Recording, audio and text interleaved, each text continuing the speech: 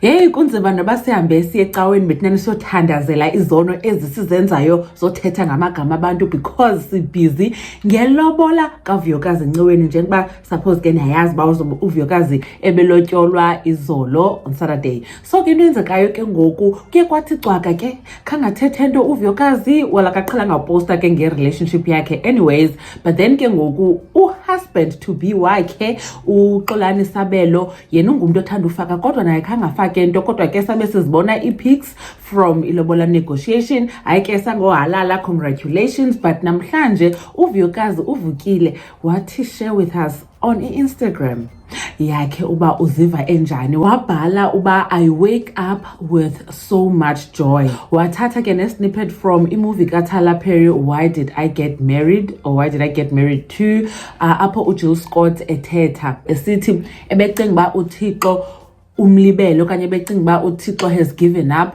on her, kodwa ke ngoku umphathele indoda engumangaliso, indoda emthandayo, indoda emhloniphayo, engamgxekiyo.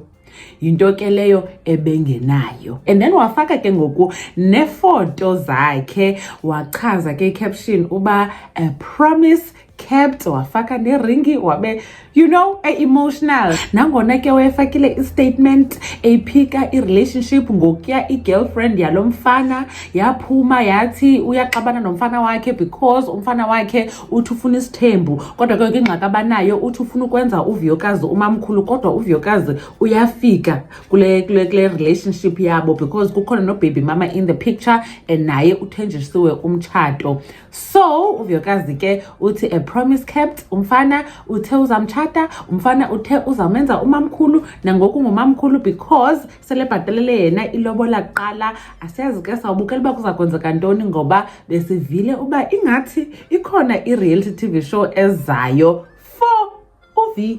So ke yonke into sasesibona kakuhle apho okwangoku sithi congratulations kuVuyokazi Nciweni. UMamGobhozi uyanibona kwivideo elandelayo. Bye.